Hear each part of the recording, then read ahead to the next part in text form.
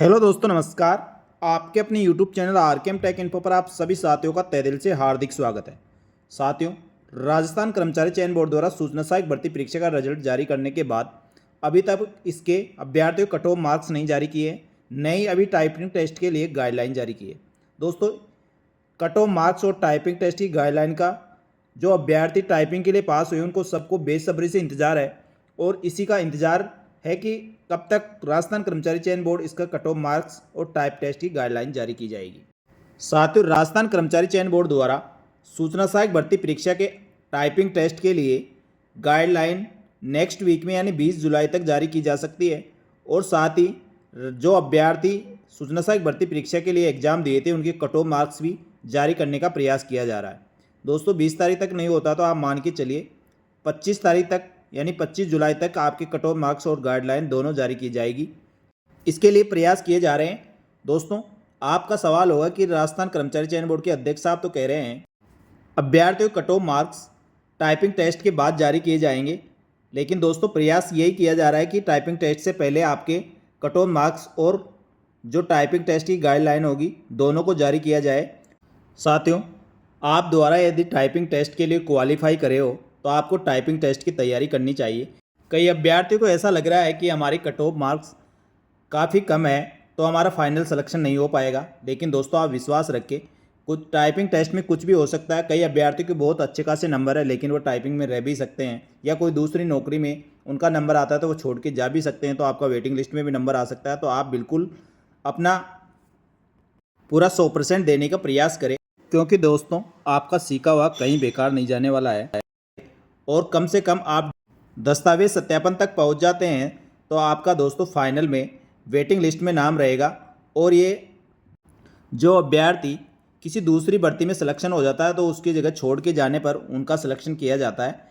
तो साथियों, मेरा अनुरोध रहेगा, जब तक सूचना सहायक भर्ती परीक्षा की 2023 भर्ती के लिए टाइपिंग टेस्ट की गाइडलाइन जारी नहीं की जाती है, तब तक आप 2018 की जो टाइपिंग टेस्ट की गाइडलाइन थी उसी को मानते हुए आप टाइपिंग टेस्ट की तैयारी नियमित रूप से करें।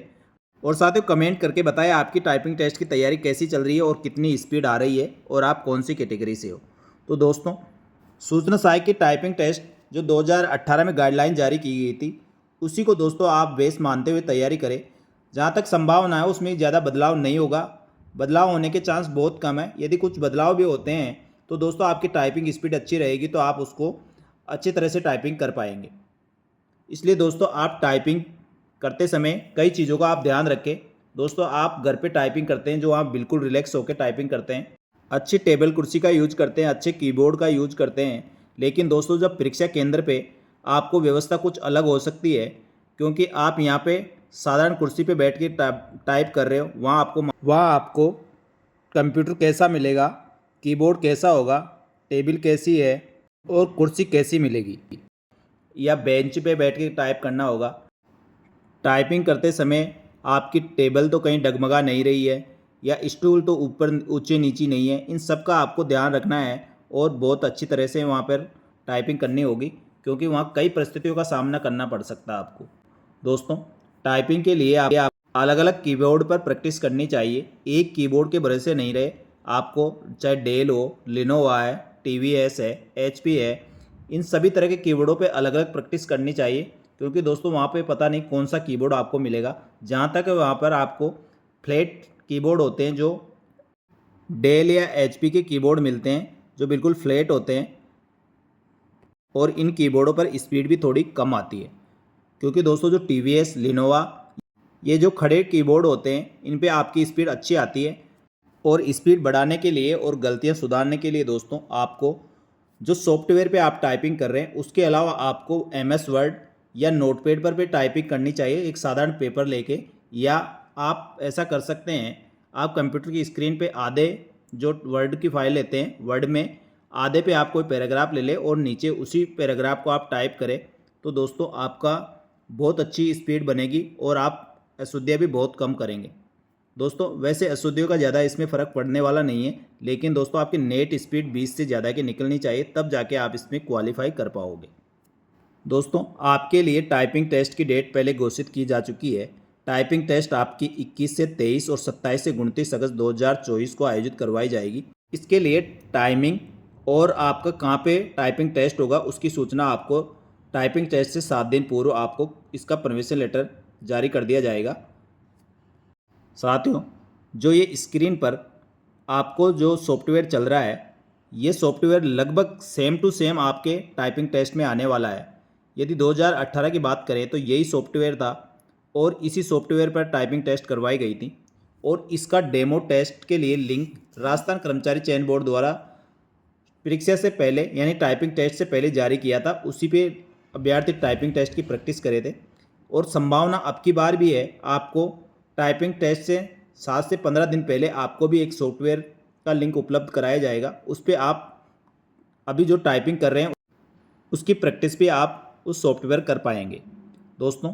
लेकिन दोस्तों, ये राजस्थान कर्मचारी चयन बोर्ड पर निर्भर करेगा क्या अब की बार भी इस प्रकार सॉफ्टवेयर उपलब्ध कराया जाएगा जिस पर अभ्यर्थी टाइपिंग की प्रैक्टिस कर सके। दोस्तों, यदि इससे संबंधित कोई भी सूचना और जानकारी होगी तो वह तुरंत प्रभाव से आपको मैं अपडेट कर दूंगा। बस दोस्तों, आपको ध्यान रखना है, आप घर पे टाइपिंग कर रहे हैं या फिर आप किसी लैब में टाइपिंग कर रहे हैं, आपको एक निश्चित टाइम के अनुसार टाइपिंग जिस प्रकार से आप एग्ज़ाम देने वाले हैं उसी तरह से आपको टाइपिंग करनी है। आपको 15 मिनट पहले हिंदी की टाइपिंग करनी है और उसमें 5 मिनट का रेस्ट देना है। उसके बाद फिर 15 मिनट इंग्लिश की टाइपिंग करना है। इस प्रकार दोस्तों आपको 35 मिनट रेगुलर टाइपिंग करनी है। 35 मिनट से आप ज़्यादा कर सकते हैं तो बहुत अच्छी बात है यदि वर्ड पे या नोटपैड पे कर रहे हो तो। लेकिन आप सॉफ्टवेयर पे तो फिक्स टाइम शेड्यूल सेट करके उसके बाद टाइपिंग करें, जिससे दोस्तों आपकी बिल्कुल हैबिट बनी रहेगी और बीच में आप किसी प्रकार का गैप लेने का प्रयास नहीं करें। क्योंकि साथियों, कई अभ्यर्थी ऐसे होते हैं 10 मिनट टाइपिंग कर लेते हैं, फिर 10 मिनट बैठे रहते हैं, फिर 10 मिनट टाइपिंग कर लेते हैं। ऐसा नहीं करना, आपको रेगुलर करना है। रेगुलर आपको 30 मिनट टाइप करनी है, क्योंकि दोस्तों अपनी अंगुलियों की हैबिट तब जाके ही बनेगी।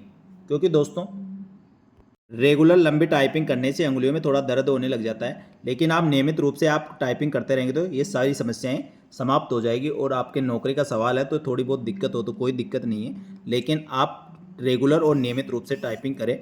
गाइडलाइन में जो भी दिशा निर्देश हो उनको अच्छी तरह से पढ़ें। अच्छी तरह से पढ़ने के बाद और सोच समझ के आपको, क्योंकि पहले गाइडलाइन जारी हो जाएगी तो सब चीज़ों का आप एनालिसिस करके सबको अच्छी तरह से समझ के उसके बाद ही टाइपिंग टेस्ट देनी है। अभी आप बिल्कुल 2018 की टाइपिंग टेस्ट का जो दिशा निर्देश थे उनको ध्यान में रखते हुए टाइपिंग करें।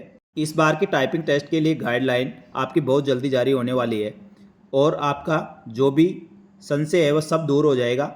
इसमें बैक स्पेस का यूज होगा या नहीं होगा, बैक स्पेस का यूज कैसे करना, शब्द हाईलाइट आएंगे या नहीं आएंगे, इस सब चीज़ों का कंफ्यूज आपका दूर हो जाएगा। दोस्तों, सूचना सहायक भर्ती परीक्षा की टाइपिंग से संबंधित आपके मन में कोई भी सवाल या प्रश्न हो तो आप दोस्तों कमेंट करके बताएं, उसका मैं जवाब देने का प्रयास करूंगा। इसी प्रकार की नवीनतम व ताज़ा अपडेट के लिए हमारे यूट्यूब चैनल और टेलीग्राम ग्रुप से जुड़े रहे। आपको समस्त भर्तियों की जानकारी यहाँ पर नियमित रूप से मिलती रहेगी। धन्यवाद। जय हिंद, जय भारत।